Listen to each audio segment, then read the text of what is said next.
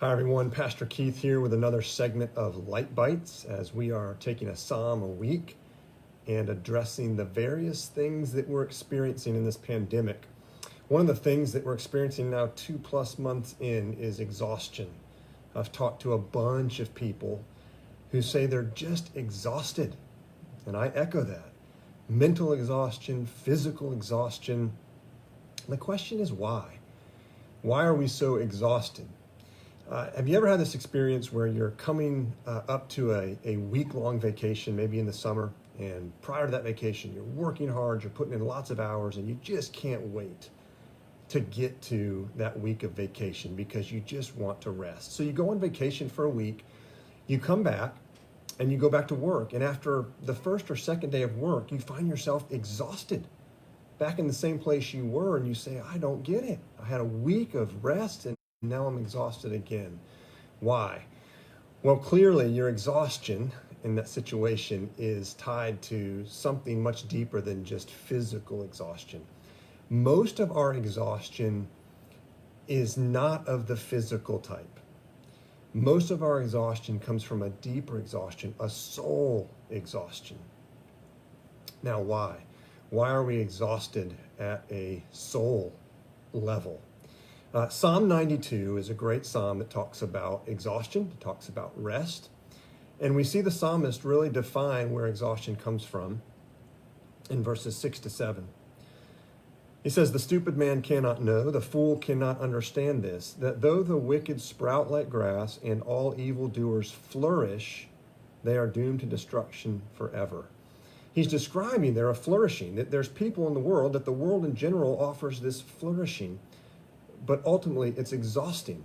It is looking at the world and looking at the ways that people flourish and desiring that flourishing, but realizing ultimately it's very exhausting. If you look at the world and you look at the major pillars that people are trying to find satisfaction in, I'd say there's 4. Number 1 would be approval or respect, gaining affirmation and approval as a person. Another would be pleasure and comfort. Another would be power and control. And the last would be security.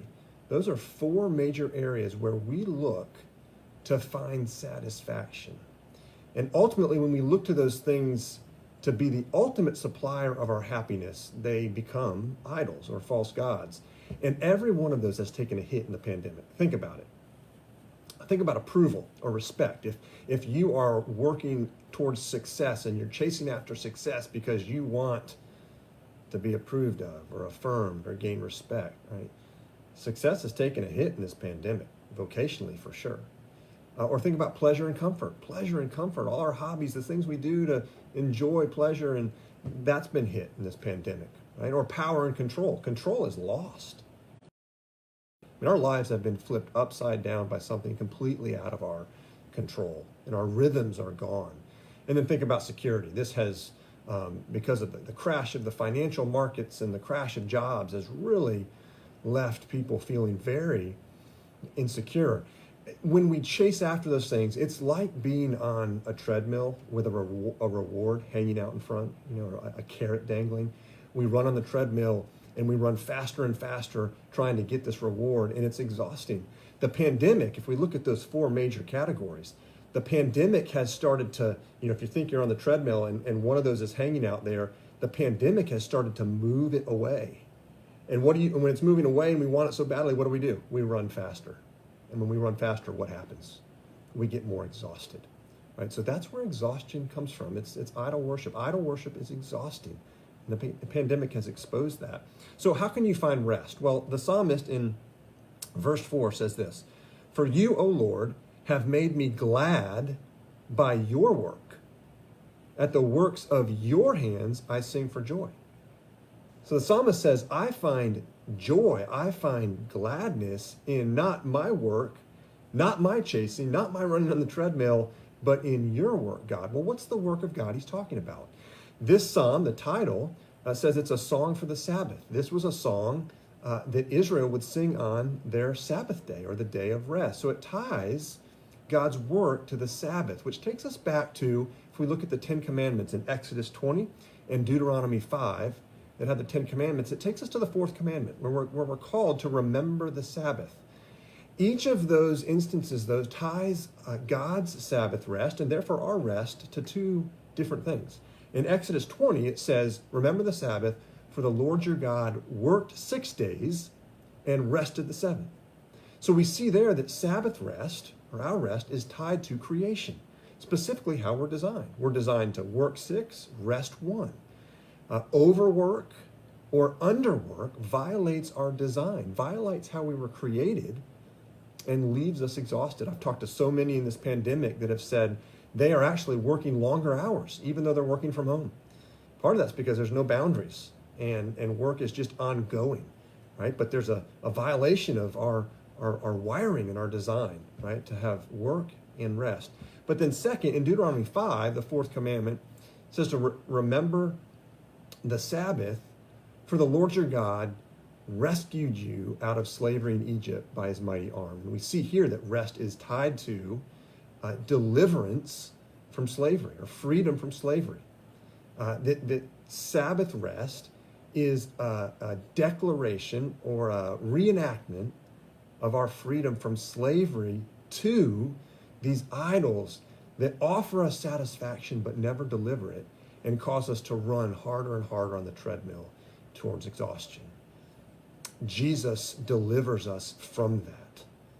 Right? He delivers us from that. So what's the result of rest? Well, in verses 13 and 14, it says, they are planted in the house of the Lord. They flourish in the courts of our God. They still bear fruit in old age. They are ever full of sap and green. It's describing fruitfulness. That rest brings fruitfulness. Think about the fruits of the Spirit in Galatians 5. When we are resting well in Christ, then we experience the fruit of the Spirit. Patience instead of anger. Self-control, right? So rest brings fruitfulness. It also brings strength. Verse 12, the righteous grow like a cedar in Lebanon. The cedar tree was known for its size and strength. So rest actually brings strength to make decisions that honor God and serve others. I'll give you an example of this. If you're not resting in Christ and you're chasing after approval, then you're not going to be able to, or you don't have the ability to confront someone in truth and love that needs to be confronted, right? Or if you're chasing after control, right, then you're going to have a tendency to micromanage people and suffocate people, that they don't flourish underneath you, right? But rest brings fruitfulness and it brings strength. Jesus says in Matthew chapter 11, he says, to all of you who are weary and heavy laden, to all of you who are exhausted, right, come to me, Jesus says, and find rest for your souls. Because all the things you're chasing after, approval, pleasure, comfort, power, control, security, all that, Jesus says, is found in me. So he says, come sit with me and rest and find rest for your soul.